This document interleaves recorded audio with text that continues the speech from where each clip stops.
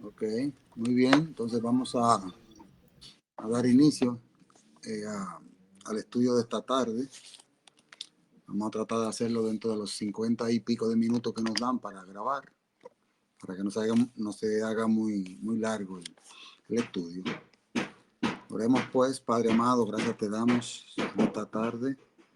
Podemos reunirnos nuevamente para estudiar tu santa palabra. Pedimos tu dirección y que este mensaje sea de beneficio para nuestra vida espiritual. En el nombre de Jesús. Muy bien, hoy vamos a estudiar el libro de Daniel, los versículos del 2 al 6, más o menos, o al 5, dependiendo del tiempo como nos rinda. Lo primero que voy a hacer es leerlo corrido y luego vamos a entrar en las explicaciones. Están trabajando ahí al lado y hay un ruido muy fuerte. Espero que no se oiga ahí en la grabación. Estudiamos ya la semana pasada el versículo 1 de Daniel 12. Vamos con el 2. Dice el versículo 2, y muchos de los que duermen en el polvo de la tierra serán despertados, unos para vida eterna, otros para vergüenza y confusión perpetua. Los entendidos resplandecerán como el resplandor del firmamento, y los que enseñan la justicia a la multitud como las estrellas a perpetua eternidad. Pero tú, Daniel, cierra las palabras y sella el libro hasta el tiempo del fin. Muchos correrán de aquí para allá y la ciencia se aumentará. Y yo, Daniel, miré y aquí otros dos que estaban en pie, el uno a este lado del río y el otro al otro lado del río. Y dijo uno al varón vestido de lino que estaba sobre las aguas del río, ¿cuándo serán el fin de estas maravillas? Ese es nuestro estudio de hoy. Es interesante notar que estas explicaciones que están pidiendo tanto Gabriel como Daniel me hacen ver que en el versículo 6 concluye la misión de Gabriel, profeta, y luego lo veremos aparecer nuevamente 534 años después, cuando se le aparece a Zacarías y entonces le anuncia el nacimiento de Juan, el precursor de Jesucristo. Vamos a ver entonces cuál es el mensaje que Dios tiene en estos versículos. Vamos ahora con el versículo número 2, que comenzamos la semana pasada, y ese versículo trajo algunas inquietudes con respecto a la resurrección especial. Entonces hoy vamos a tocar un poquito la resurrección especial. Fíjese, aquí tengo una cita del Señor Jesucristo que habla de dos resurrecciones. Dos. En Apocalipsis capítulo 20, del versículo 1 hasta el 8, también habla de dos resurrecciones. Dice, bienaventurado y santo el que tiene parte en la primera resurrección. La segunda muerte no tiene potestad de esto. Es decir, que la primera resurrección es la resurrección de los redimidos. Luego dice ahí mismo, siguiendo en el versículo 8, te dice entonces, y los otros muertos no volvieron a vivir hasta que se cumplieron 1000 años. Entonces me está indicando que el lapso de separación entre los muertos que resucitan, redimidos, es antes del milenio a la venida de Cristo. Y los otros muertos son los perdidos que resucitarán después del milenio. Jesucristo en Juan capítulo 5, versículos del 28 y 29 dice lo siguiente. No os maravilléis de esto, porque vendrá hora cuando todos los que están en los sepulcros oirán su voz. Los que hicieron bien saldrán a resurrección de vida, mas los que hicieron mal a resurrección de condenación. Estamos viendo claramente que Cristo en Juan capítulo 5 está indicando de que hay dos resurrecciones. Unos resucitarán para vida y otros para destrucción perpetua, para la muerte de condenación. Sin embargo, usted notará que Jesucristo aquí utiliza la expresión todos. Miren, lo leo de nuevo. No os maravilléis de esto, porque vendrá hora cuando todos los que están en los sepulcros oirán su voz. Unos saldrán para resurrección de vida, estos son los que son antes del milenio, y otros resucitarán para la condenación, que son los que resucitan después del milenio. Pero todo el que está en la tumba, en algún momento dado, tendrá que resucitar. Todo el que ha muerto va a resucitar, independientemente de que haya sido justo o injusto. Unos para vida eterna y otros para vergüenza y confusión perpetua. Ahora, en el caso de lo que estamos estudiando aquí en Daniel, quise hacer esa salvedad para que entendamos de que lo que están diciendo en Daniel no se está refiriendo específicamente a esa resurrección. Mire por qué. Versículo 2.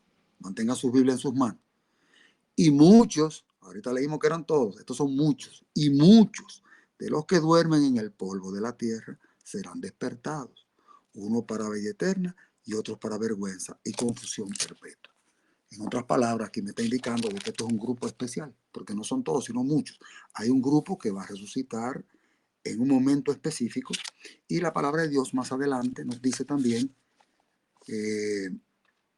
bienaventurados de aquí en adelante los muertos que mueren en el Señor.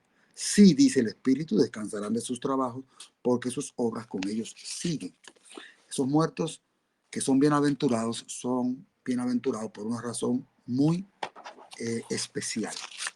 En esa resurrección especial que estamos hablando ahora yo quiero leer la cita del Espíritu de Profecía para corroborar lo que estamos diciendo y que al mismo tiempo nos sirva de apoyo para este versículo que ya lo estudiamos la semana pasada. Solamente estamos confirmando de que esa resurrección especial es una realidad. Esa misma voz que sacude los cielos y la tierra le sigue un gran terremoto. Eso es antes de la venida de Cristo. Entonces dice la sierva de Dios. Estoy leyendo El conflicto de los siglos, página 621. Los sepulcros se abren y muchos de los que duermen, está citando la sierva de Dios a Daniel capítulo 12, versículo 2. Y muchos de los que duermen en el polvo de la tierra serán despertados, unos para vida eterna y otros para vergüenza y confusión perpetua. Sigue diciendo, todos los que murieron en la fe del mensaje del tercer ángel salen glorificados de la tumba para oír el pacto de paz que Dios hace con los que guardan su ley.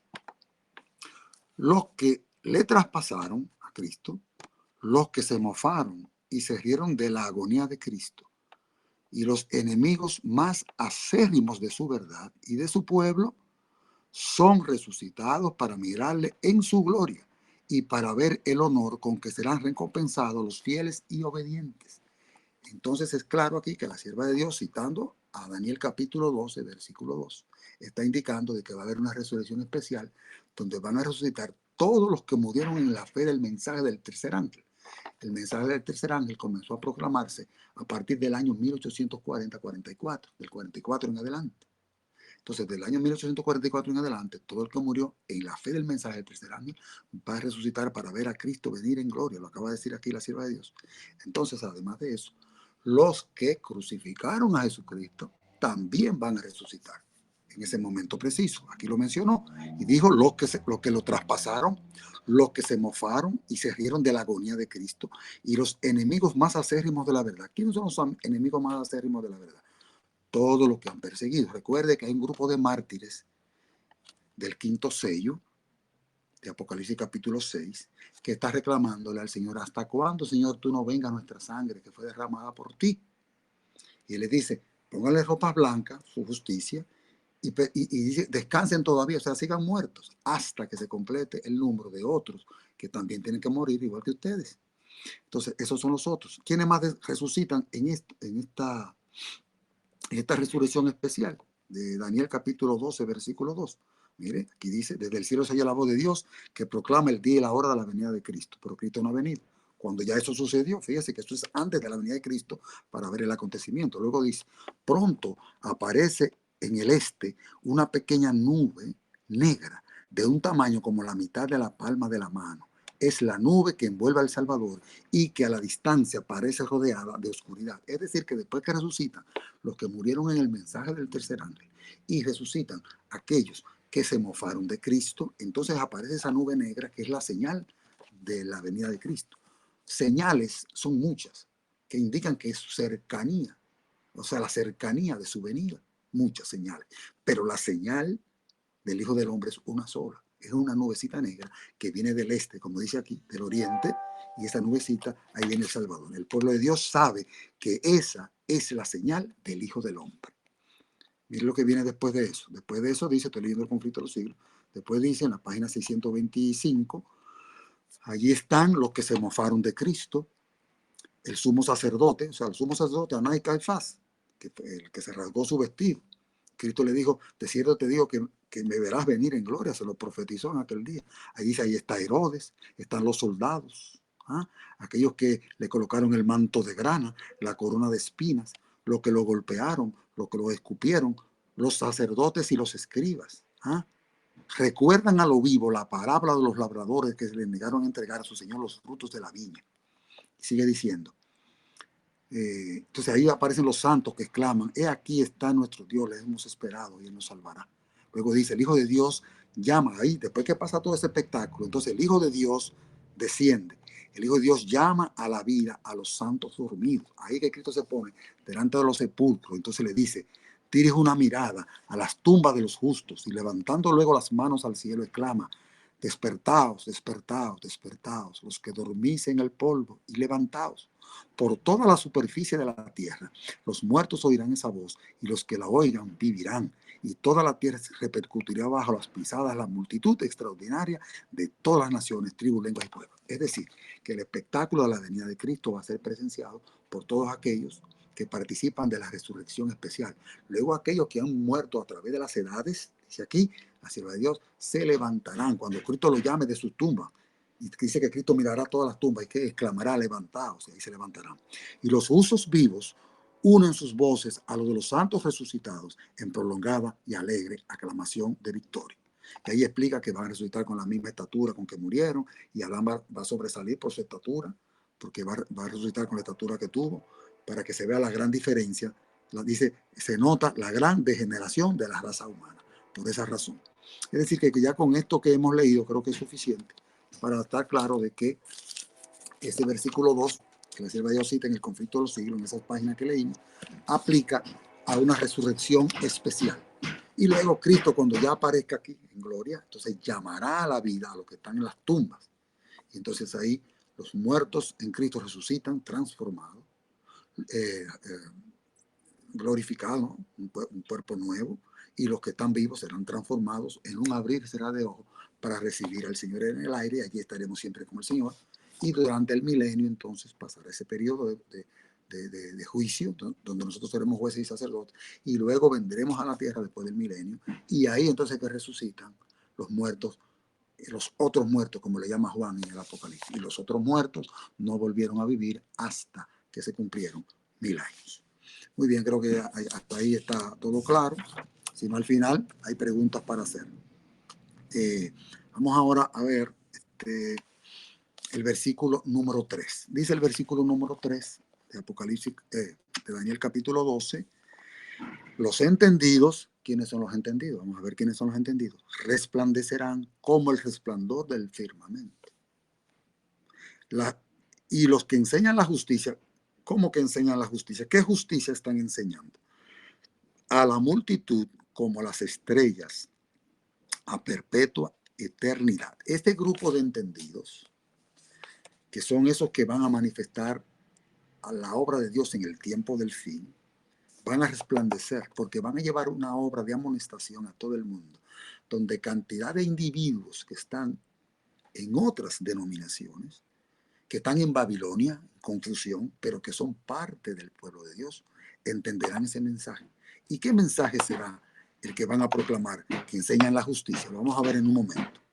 Luego vemos también que los protagonistas aquí en este versículo que están apareciendo son Gabriel y Daniel. Gabriel va a aparecer hasta el versículo 6. Que el versículo 7 en adelante, quien aparece es el personaje que está vestido de lino, es decir, es Miguel, es Jesucristo. Pero Gabriel aparece hasta aquí. Y luego vamos a ver a Gabriel aparecer nuevamente 534 años después. Yo le digo que son 534 años porque mi Biblia me indica, Daniel capítulo 12 es escrito en el año 534 a.C. Y luego él aparece cuando Zacarías, el ángel Gabriel le aparece a Zacarías a la mano derecha del arca, y entonces le da una indicación del nacimiento de su hijo, que era Juan, que era el precursor de Jesucristo. Y se iba a cumplir la profecía que Daniel había indicado en el capítulo 9, que es la profecía de las 70 semanas, y que iba a aparecer el Mesías, luego que iba a morir el Mesías en la mitad de la última semana. Entonces, esos entendidos son ese grupo específico. Los entendidos son los que aceptaron porque Dios los reveló ya. Acuérdense que antes de ahí había mucha confusión. Inclusive nuestros pioneros cayeron en confusión, entendiendo de que Cristo venía a purificar la tierra. Y no entendieron que la Biblia decía en Daniel capítulo 7, versículo 2, que Cristo iba ante el anciano de días.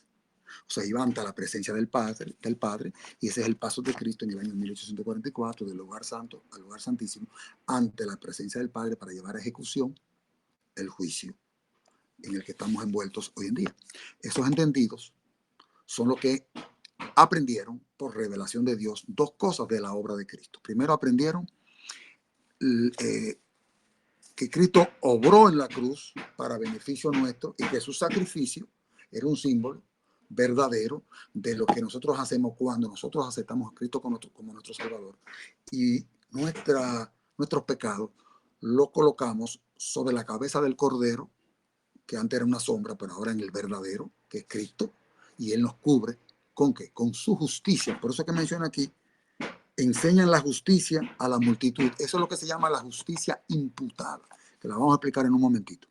Y el segundo punto que aprendieron los entendidos es que la resurrección y la ascensión de Cristo en el santuario celestial comprenden entonces el verdadero mensaje del libro de Daniel. ¿Por qué? Porque en el libro de Daniel es que se habla, se anuncia la obra de Cristo, luego de su resurrección y de su ascensión, en el santuario celestial. Recuerda que cuando Cristo entra al santuario celestial, en la parte del lugar santo, Cristo es entronizado. ¿El día de qué? El día de la cuarta festividad, o sea, el día del Pentecostés. Ahí fue que Cristo fue entronizado como rey sacerdote y comienza a oficiar dentro del santuario verdadero que está en el cielo, según dice Pablo en Hebreos capítulo 8 y capítulo 9, que allí lo describe magistralmente. Ahora bien, ya con eso claro, esa justicia que los entendidos van dice aquí, y los que enseñan la justicia a la multitud. ¿Ah? ¿Cuál es la multitud? La multitud de personas que están en el mundo. Y vamos a tener el privilegio, los que estemos vivos en el tiempo, en el fin del tiempo, de explicar la justicia de Cristo, esa justicia imputada que mucha gente no la ha entendido, a la luz del santuario de Dios. ¿Qué es lo que es la justicia imputada? Bueno, nosotros somos injustos, y como somos injustos merecemos la muerte. Pero ¿por qué la justicia es imputada? Imputada quiere decir que se la colocan, imputada, me la pegaron, no me corresponde, yo no tengo justicia propia. Por eso que Jesucristo, cuando las almas que están reclamándole debajo del altar, que Señor, ¿hasta cuándo tú no vengas nuestra muerte, que fue nuestra sangre que fue derramada por ti? Entonces le dice, pónganle ropas blancas. Esa es la justicia de Cristo que le está siendo imputada a ellos. Cristo le está justificando, pero por su propia sangre, no por la de los mártires, sino por la de él. Y lo justificó y le dice, descansen un poco. Luego va a venir otro grupo que está anunciado en Mateo capítulo 24, versículo 9. Unos que van a morir también para completar ese número. Eso es en la previa tribulación. Ya en la tribulación de la angustia de Jacob no habrá muerte, según Mateo 24, versículo 21. Son diferentes. Uno en el 9, otro en el 21. Ahora bien, esta justicia de Cristo nos es imputada a nosotros cuando la aceptamos a Él como nuestro Salvador. Es la justicia de Cristo la que está reclamando nuestra liberación delante de Dios en el santuario. La justicia de Cristo. Se llama la justicia imputada. Pero esa justicia imputada, Cristo hizo previsión para que todo el mundo, la multitud completa, todo el mundo pueda adquirirla. Pero esa justicia solamente tiene algún valor si usted la recibe. Entonces en ese momento se convierte en lo que se llama la justicia impartida. La justicia impartida. Imputada, porque Cristo nos la coloca sin merecerla, e impartida porque yo la acepto. Entonces, luego de que se hace ese proceso, entonces comienza lo que se llama el proceso de la santificación. Por eso se describe aquí los entendidos, que resplandecerán como el resplandor del firmamento, y los que enseñan la justicia a la multitud, como las estrellas a perpetua eternidad. Entonces la sierva de Dios aclara, esa justicia de Cristo es nuestro derecho al cielo, por su justicia, por su gloria, por su gracia. Pero la santificación es nuestra idoneidad para el cielo. ¿Qué quiere decir eso? Que hay una transformación de nuestra vida que nos permite ser idóneos para entrar al cielo. La persona que no acepta la justicia de Cristo no puede recibir ese don. Eso es lo que significa en el capítulo 3. Esos entendidos son los que van a dar las noticias que vienen de Oriente y del Norte, que atemorizan al rey del Norte. Esos son los mismos, porque eso es lo que se llama el fuerte pregón.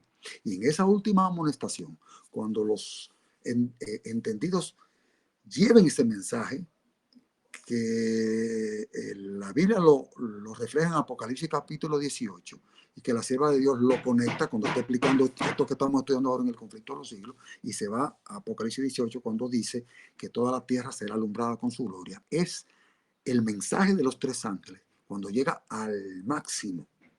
Por eso dice que vio un ángel, que fue el cuarto ángel que salió, y toda la tierra fue alumbrada con su gloria. Ahí es que se va a entender el mensaje verdadero. Y los que están en Babilonia, pero que son verdaderos hijos de Dios, vendrán a ocupar las filas que fueron abandonadas por aquellos que estaban aquí, pero que rechazaron esa misericordia de Dios, y abandonarán las filas aquí en el pueblo remanente de Dios. Este pueblo remanente de Dios se mantendrá hasta el fin, no olvide eso, porque ahora se le tira mucha piedra a la iglesia por todas las cosas y herejías que están entrando, que es verdad, están entrando en la música, en nuestra doctrina, están entrando muchísimas cosas raras. Pero recuerde que cuando Dios hace el zarandeo en toda la Biblia, y lo que describe la sierva de Dios en el conflicto de los siglos, en el capítulo que se titula el zarandeo, ese zarandeo que se hace, note que lo que queda en la zaranda o en el sedazo o en el colador son los granitos del trigo, lo que sale es la paja. Es decir, que en el pueblo de Dios, la semillita que queda, este trigo, no se salga del pueblo de Dios, porque este remanente, ese trigo que queda aquí, es un indicativo de que usted está en el pueblo de Dios. Lo que sale, que son los que están haciendo mucha bulla allá afuera, atacando, pero que están afuera, ha sido paja. Dios tenga misericordia. Y porque viene un sacudión mucho más fuerte. ¿Ah? Y muchos ministros saldrán. Y muchos laicos saldrán. Y muchos que hoy, muchos, como dice la sierva de Dios, muchos grandes luminarias, ¿sí? Que en otro tiempo se gozaron con la verdad, apostatarán de la fe. Eso está en Mateo 24 también. Cuando dice que muchos tropezarán, ese es el zarandeo. Entonces, tomando eso en consideración, tenemos que mantenernos firmes para nosotros ser de los entendidos y que anunciemos el mensaje de amonestación al mundo. Creo que hasta aquí vamos claro, dice la sierva de Dios, el mensaje de la justicia de Cristo ha de resonar de un extremo de la tierra hasta el otro para preparar el camino del Señor. Esta es la gloria de Dios que termina la obra del tercer ángel. Joya a los testimonios, tomo 2, página 374. Es decir, que estoy utilizando los argumentos bíblicos y del espíritu de profecía. Nada de lo que yo estoy diciendo es inventado, porque no tengo ninguna autoridad para eso. Muy bien, ya con eso claro, vamos entonces a pasar al versículo 4. Versículo 4. Mi querida Magdalena, perdí el hilo de cuándo empezó. Yo sé que son como 50 minutos, pero perdí el hilo de cuándo fue que empecé, para saber cuándo me tengo que detener. Bien. No, nosotros podemos hasta las 6, Franklin, sin Sí, problema. me refiero a la grabación. Sí, la grabación, hasta las Hasta las 6. 6. Ah, muy Sí. bien. Muy bien. Entonces vamos ahora al versículo número 4. Pero tú, Daniel, cierra las palabras y sella el libro, pero Daniel tendría algún arca o tendría un recipiente con un candado para meter eso. ¿Y qué es lo que quiere decir eso? El ángel le dice, es Gabriel que está hablando. Todavía hasta el versículo 6, Gabriel va a hablar, después él desaparece. Pero tú, Daniel, cierra las palabras y sella el libro hasta el tiempo del fin. Hay esperanza, porque el libro no va a quedar cerrado para siempre. Ahora, lo que está siendo cerrado es una porción del libro. La sierva de Dios lo explica también. Y dice que la porción del libro de Daniel que fue sellada es la que corresponde al periodo de tiempo de los 2300 días. Eso fue lo que él no entendió. Eso fue lo que no entendió. Lo que Juan explica en Apocalipsis capítulo 10 como unos truenos que sonaron, que nadie entendió, y era el chasco del 44. Porque Dios tenía que probar al pueblo de quién estaba allí por la fe. Ahora bien, dice aquí que eso iba a estar cerrado hasta el tiempo de fin. ¿Qué significa ese mensaje que está dando Gabriel, enviado de parte de Dios, a Daniel, que cerrara el libro y que lo sellara hasta el tiempo del fin? Y después dice, muchos correrán de aquí para allá y la ciencia se aumentará. ¿Qué ciencia? Yo desde niño escuché que la ciencia que iba a ser aumentada era la ciencia lo que nosotros conocemos como datos científicos, digamos así, algo así. Pero según el contexto de lo que vamos a leer ahora y de lo que dice el Espíritu Profecía también, esta ciencia, aparte de que la ciencia secular se iba a aumentar, esta ciencia específicamente está refiriendo al conocimiento del libro de Daniel. Pero no podemos descartar también que tenga una doble aplicación, porque la ciencia, cuando el tiempo del fin empieza, en los últimos 50 años, 70 años, se ha desarrollado vertiginosamente también. Y ha sido fácil que la gente que antes solamente podía transportarse a través de camellos o de caballos o a pie, hoy en día puedan transportarse a sitios que están a miles de kilómetros, millas de distancia, y se montan en un avión.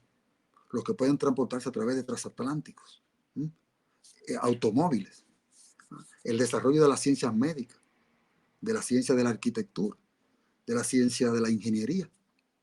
Todo se ha desarrollado.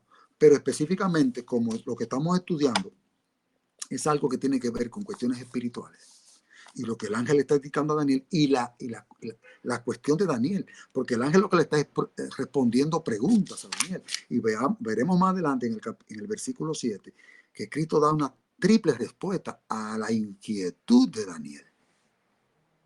Porque ¿qué es lo que está pasando? Tanto Gabriel como Daniel, los dos, están haciendo algunas preguntas de algo que llega un momento dado donde se le tranca el juego. Entonces tiene que aparecer un personaje que es Miguel, que le aclara ciertas cosas. Ese es Jesucristo. Por eso que él ve un varón que está vestido de lino, que es Jesucristo mismo, que le da respuesta a las inquietudes que ambos tienen. Muy bien. Fíjese bien. Vamos a ver qué significa eso. Primero dice tú, Daniel, cierra las palabras y sella el libro. ¿Qué porción del libro de Daniel fue cerrada? Pero sería hasta el tiempo del fin. Está claro que no tiene que ver con los 4 imperios, porque los 4 imperios, inclusive en el capítulo 8, la revelación del ángel Gabriel de parte de Jesucristo a Daniel fue decírsela con nombre.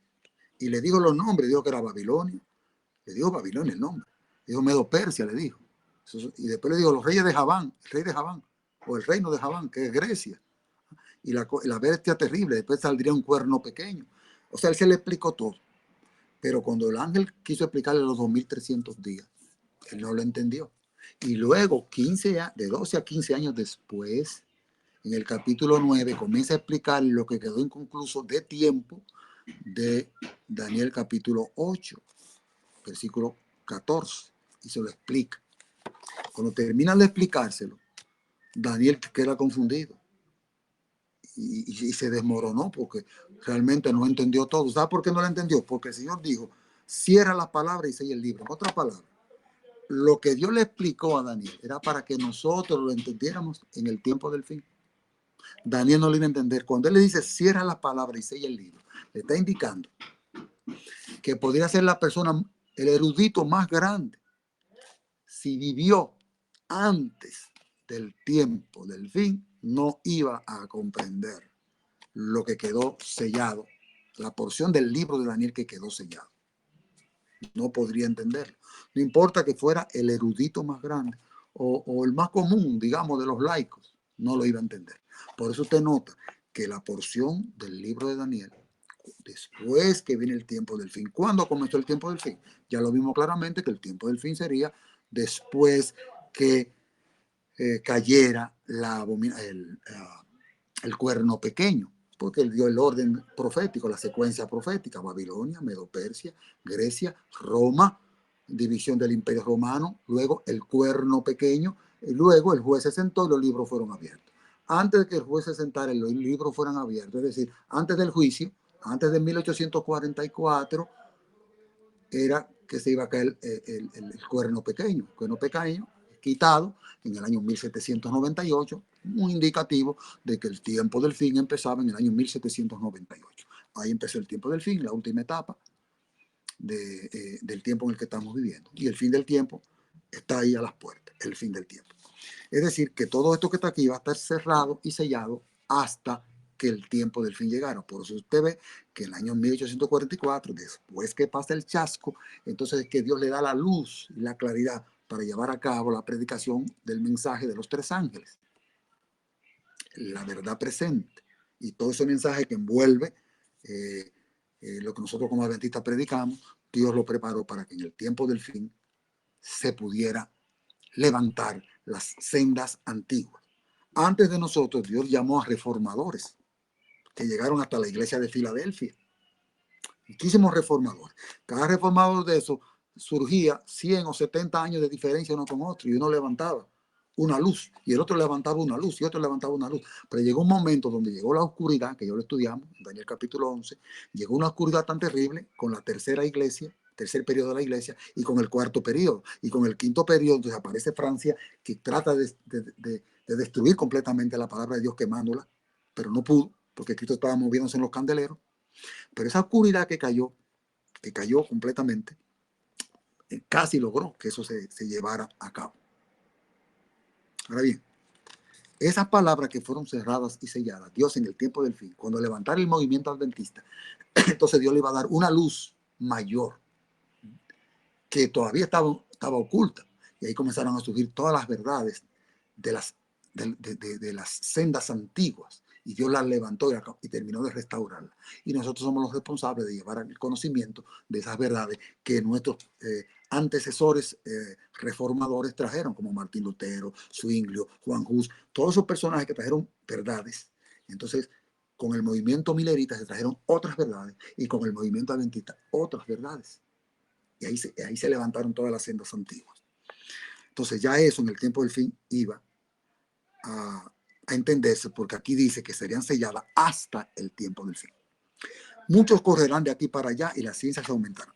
¿Qué ciencia se refiere? Se está refiriendo a la ciencia del conocimiento del libro de Daniel. Además de que también es aplicable al desarrollo de la ciencia, porque gracias al desarrollo de la ciencia, el mensaje de Dios hoy llega a todo el mundo en cuestión de segundos. Eso está por el mundo entero. Mire, eso que estamos hablando aquí hoy. Ahorita aparece este mensaje en otro lugar por allá, gente que nunca lo han oído, y eso le sirve. Y hay cantidad de personas haciendo lo mismo. Es la manera como Dios está permitiendo que el mensaje llegue a toda nación, tribu, lengua y pueblo. Ya Gabriel, con esto que le está explicando a Daniel, está cumpliendo la orden que recibió de Jesucristo, que le dijo: Gabriel, enséñale a este la visión. Y por eso que le está enseñando la visión. Usted vio todo lo que le explicó en el capítulo 11, que le dio unos detalles asombrosos, hasta de matrimonio, hasta de hijos. Bueno, le explicó todo con detalle, y eso lo estudiamos. Y fue con tan preciso en la explicación, aunque Daniel no pudo comprenderlo todo, porque él vivía en la época de Babilonia. Pero lo que quedó allí plasmado es lo que nos sirve a nosotros hoy para entender y comprender la precisión absoluta con la que Dios cumple las cosas. La ciencia que será aumentada es el conocimiento del libro de Daniel y su contraparte, que es el Apocalipsis. Muy bien, vamos a leer ahora a ver, déjame ver si tengo aquí una cita del Espíritu de Profecía. La tengo por ahí, si no la encuentro ahora la encontraré ahorita. ¿Cuál es la porción del libro que habría de ser sellada hasta el tiempo del fin? Esa es la pregunta. Primero, tengo aquí algunas aseveraciones. La pregunta de Miguel, de Gabriel, ¿verdad?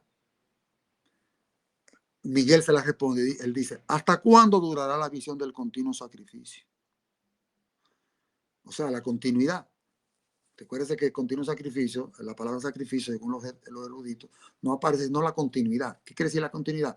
La continua intercesión de Cristo por su pueblo, que fue quitada por el cuerno pequeño.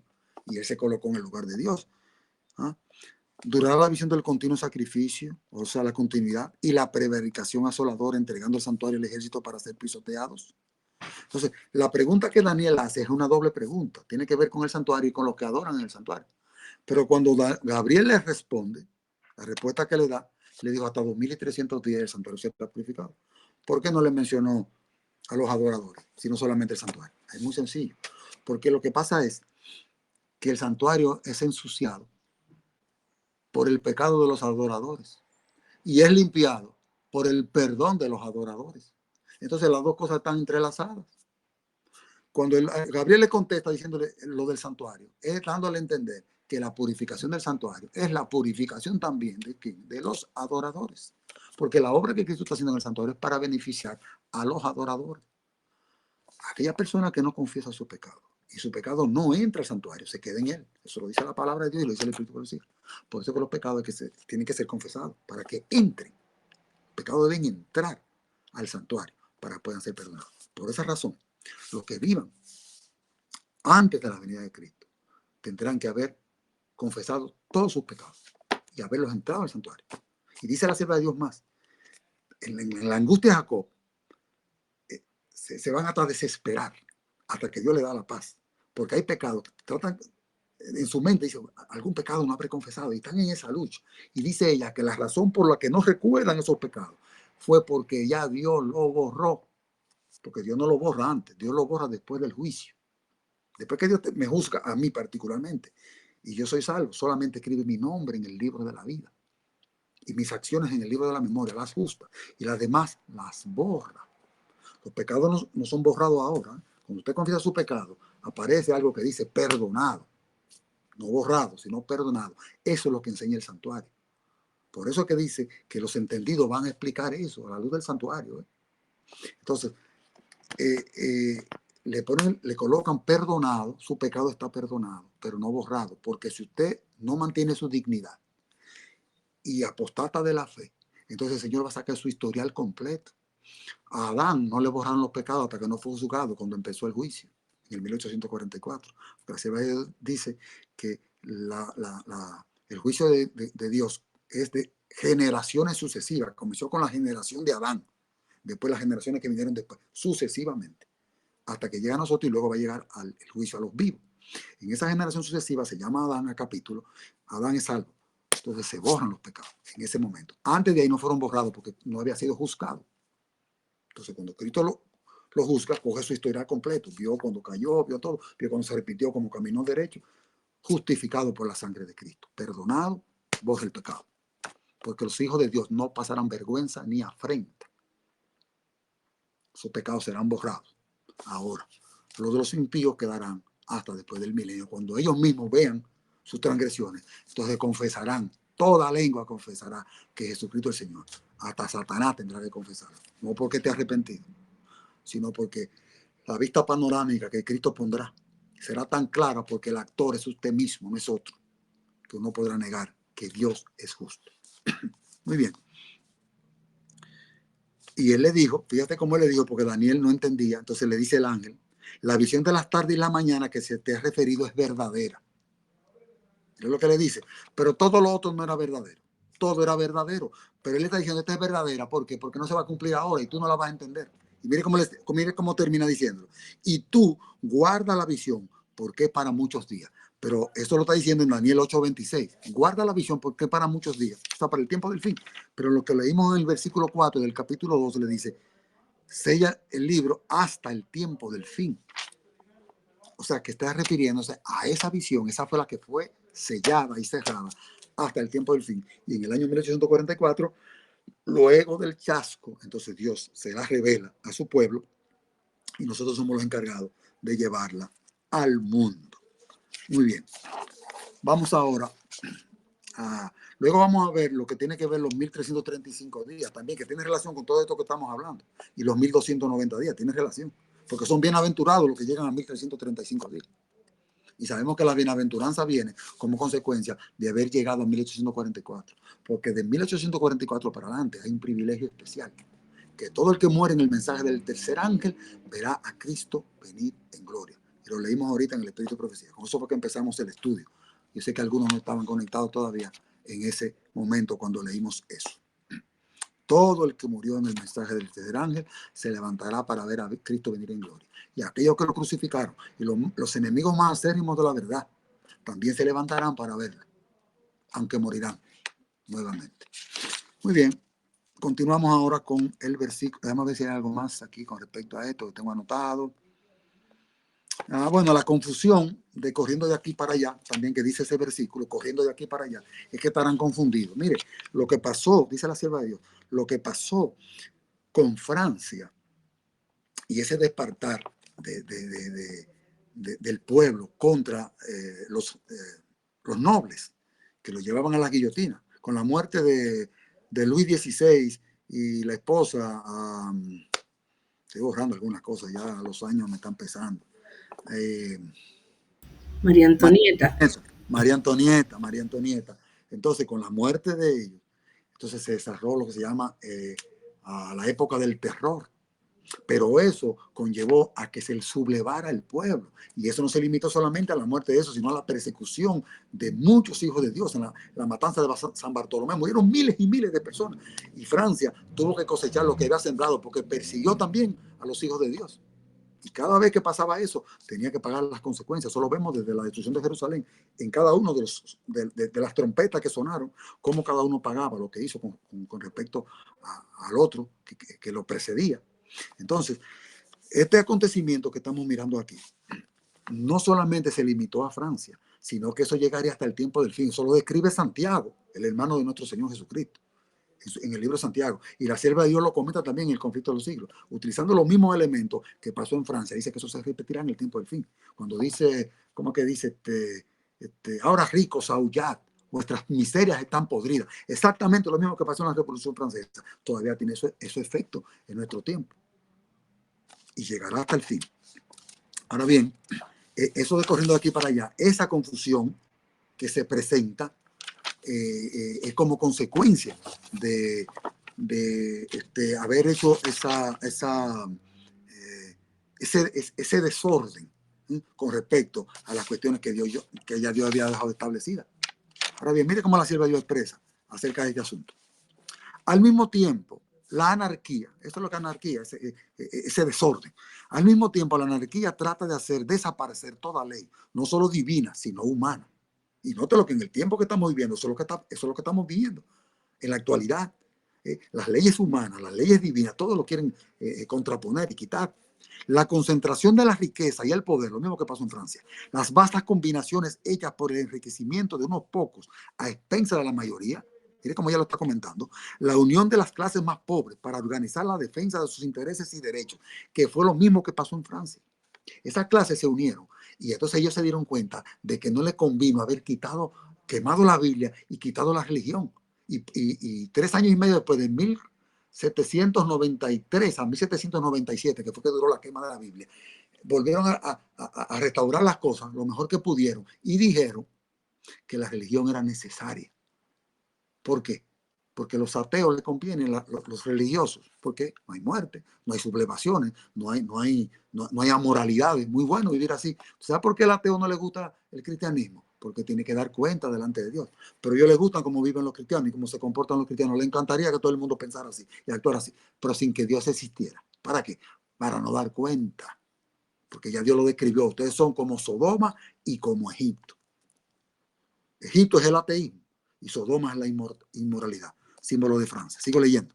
La unión de las clases más pobres para organizar la defensa de sus intereses y derechos, el espíritu de inquietud, desorden y derramamiento de sangre, la propagación mundial de las mismas enseñanzas que produjeron la Revolución Francesa, o sea, que en el tiempo del fin es lo mismo que se pasó en la Revolución Francesa, tienden a envolver al mundo entero en una lucha similar a lo que convulsionó a Francia. La educación, página 228. Sierva de Dios está clara, porque eso es de arriba que viene. El incremento de la ciencia, ya vimos lo que eso significa. Y la ciencia de Daniel cómo ha llegado a comprenderse en el tiempo que estamos viviendo. Ya casi vamos a pasar al versículo 5 y el 6 para dejarlo concluido por hoy. Creo que nos quedan unos 6 minutitos, tengo que darme rápido. Mantenga este pensamiento que lo vamos a utilizar para más adelante cuando lleguemos al versículo 12.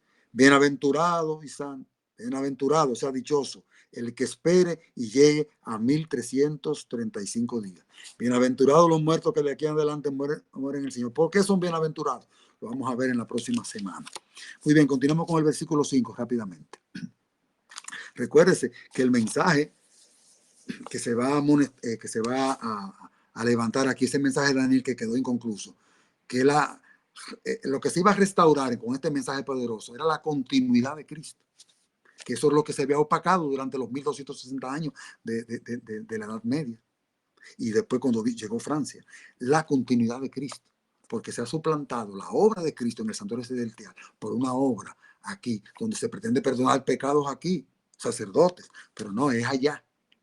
Entonces, esa oposición que se le hace a Cristo en su función y su continuidad es el mensaje que debemos levantar para que la gente tenga que dar esperanza. Y todo eso hay que hacerlo a la luz del santuario celestial. Muy bien, versículo 5. Y yo, Daniel, miré, y he aquí otros dos que estaban en pie, el uno a este lado del río y el otro al otro lado del río. Ahora aparecen dos personajes más. Es decir, que estamos mirando que en esta escena del capítulo 5 debe haber por lo menos 3 o 4 personajes, porque yo sé que está Gabriel. Vamos a buscar personajes que sean celestiales. Está Daniel y estos dos que aparecen aquí. Ya por lo menos hay 3. Sabemos que estaba Miguel, el personaje que estaba vestido de lino. Es decir, que tiene que haber 3 o 4 personajes por lo menos espirituales, celestiales. Y hay un personaje humano, porque lo que se está llevando en juego aquí es un problema con los seres humanos. ¿Cuál es el personaje humano? Es Daniel. Ahora, ¿quiénes serán esos personajes que están ahí? Bueno, yo sé que siempre hay 2 ángeles. Si usted se busca en la historia bíblica, siempre va a notar que hay 2 ángeles. Porque para el Señor siempre tiene que haber 2 testigos. Nunca hay uno. Cuando Cristo resucitó, había 2 ángeles. Tiene que haber 2 testigos. Y siempre es lo mismo. Lo vamos a ver más adelante. Cuando Abraham, 2 ángeles. Lot en Sodoma, 2 ángeles. Y entre los seres humanos, Dios siempre indicó en su ley que tiene que haber 2 hombres nobles y justos como testigos para que tuviera algún valor la exposición de esa persona. Tiene que haber 2 testigos a favor de eso. Pero como esto es un caso espiritual mundial, entonces Dios manda a seres celestiales. Y yo sé que Gabriel está allí. ¿Quién será el otro personaje? Me da la impresión que debe ser el otro personaje que sustituyó a Gabriel en su posición. ¿Por qué digo eso? Porque en el santuario, ante el trono de Dios, siempre hay 2 querubines. Y los querubines que estaban ante la presencia de Dios continua, ¿quién usted cree que era? No hay duda, que era el querubín cubridor. Ese estaba ahí, Lucifer estaba ahí. Y de este lado, ¿quién usted cree que estaba? Gabriel. Una vez que no supo mantener su dignidad, fue expulsado del cielo, que es lo que estamos estudiando en la lección esta semana. Buenísimo este folleto, aprovechenlo. Además de una autoridad, el doctor Mark Finley. Este ángel, que no supo mantener su dignidad, es expulsado y ahora se coloca a Gabriel en su posición. Dice la sierva de Dios que Gabriel es el más poderoso ángel de la hueste de Jehová y que cuando llegó a la tierra, que pisó sobre la tierra cuando Cristo tenía que resucitar, la tierra tembló y los demonios salieron huyendo.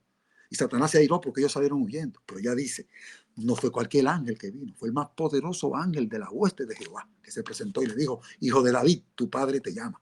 Y Cristo resucitó por la vida que había en él. Una vida no heredada, propia. Luego, después de eso, Gabriel se coloca aquí. Hay otro querubín, porque la Biblia dice, y la sierva de Dios lo dice, que hay querubines. ¿Ah? Querubines. No era 1 ni 2, querubines. Se coloca el otro aquí. Ese personaje me imagino que fue el otro que vino en esto. Está Gabriel y está ese otro querubín allí. Está Miguel y está Daniel. A eso que se refiere el versículo 5. Dice, al otro lado, que estaban en pie, el uno del lado del río y el otro del otro lado del río. Entonces, Mire, yo tengo aquí anotado algunas escenas donde siempre aparecen esos querubines. Cuando Adán pecó, Dios mandó 2 querubines a cuidar el camino que conduce al árbol de la vida. ¿Ah? Cuando el caso de Abraham, 2 ángeles. En el caso de Lot, 2 ángeles. En la resurrección de Cristo, 2 ángeles. En la ascensión de Cristo, 2 ángeles. Siempre están esos 2. Por eso aparecen 2 personas aquí, porque iba a pasar algo grandioso, que era ya la escena final de lo que le iba a ser revelado a Gabriel, a Daniel. Y luego aparecería, 500 años después, aparecería entonces a Zacarías anunciando el nacimiento de Juan y luego el nacimiento de Jesucristo. Y durante ese periodo, después de Malaquías, que fue el último profeta del Antiguo Testamento, hasta que aparece Juan el Bautista, pasaron 400 años, el pueblo sin profeta, en oscuridad. Por eso Dios tuvo que mandar a Juan el Bautista para alumbrar esa luz menor. Él es la luz menor, que es un profeta. Y la palabra de Dios también, que es la luz menor, porque lo dice la Biblia, que la palabra es la que testifica de Jesucristo. Y los profetas son los que testifican de Jesucristo, que es la luz verdadera y que es la luz mayor. La luz mayor es Jesucristo. No hay luz mayor, es Jesucristo nada más. Y tanto los profetas como la palabra de Dios alumbran sobre Jesucristo. Muy bien, ya con eso y terminando por hoy, vamos al versículo número 6, que es la última aparición de Gabriel. De ahí en adelante el que aparece es Miguel hablando cosas. Ya vimos quiénes son esos seres celestiales y leamos. Versículo 6.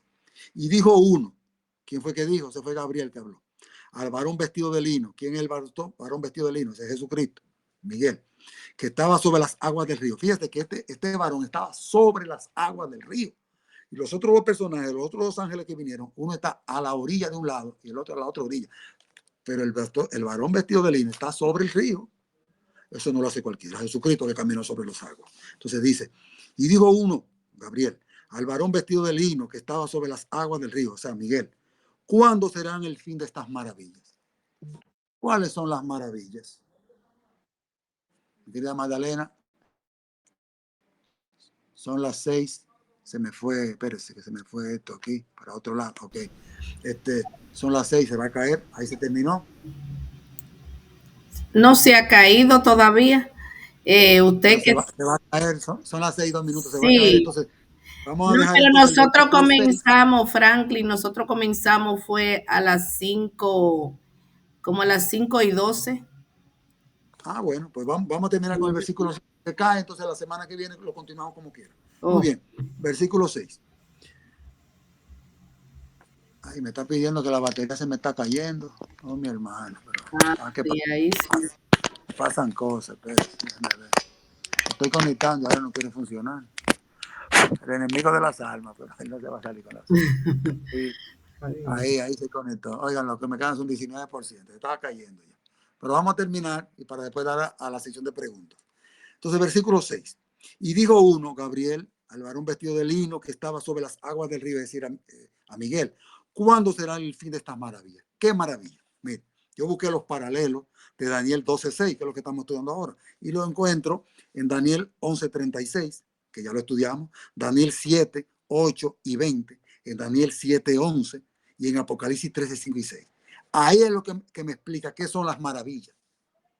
¿Cuáles son las maravillas? Mire lo que dice la palabra de Dios. La maravilla. Y el rey hará su voluntad y se ensoberbecerá y se engrandecerá sobre todo Dios y contra el Dios de los dioses hablará maravillas. Mire cuáles son las maravillas.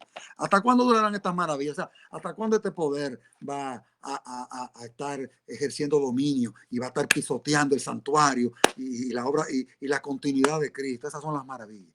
Y le dice, y contra el Dios de los dioses hablará maravillas y prosperará hasta que sea consumada la ira, porque a lo determinado se cumplirá. Hay un plazo para que se cumpla y Dios le dio 1260 y le iba a dar una herida de muerte. Pero como ese poder iba a llegar hasta el tiempo del fin, porque ya lo vimos cuando estudiamos el capítulo 11, y en el capítulo 11 llegamos hasta la venida de Cristo. Ahí en el 12, 1 y 2, la venida de Cristo y la liberación. Entonces ahora el Señor lo que me está aclarando algunas cosas que no se explicaron anteriormente, porque todo esto sucede ante la venida de Cristo. Pero la venida de Cristo es en el capítulo 12, versículo 2. Dice que allí se levantará Miguel, versículo 1 y 2. El gran príncipe que está de parte de los hijos de tu pueblo, y será tiempo de angustia cual nunca ha sido ni será, pero en aquel tiempo será libertad a su pueblo, porque Miguel se levanta del santuario. para venir a buscar a su pueblo, la liberación. Entonces, esas maravillas son las que tiene bajo su control el cuerno pequeño y que va a recibir una herida, pero que se va a levantar y ya se está levantando. Y en el tiempo del fin va a venir otra vez, pero ahí es la última vez, porque Dios le dará un golpe certero, donde desaparecerá para siempre y quedará sola y no tendrá quien la ayude. Daniel capítulo 11, 40 al 45. Entonces, ¿dónde más encontramos? Mire lo que dice, eso que le acabamos de leer de esas maravillas. Lo leímos en Daniel 11:31.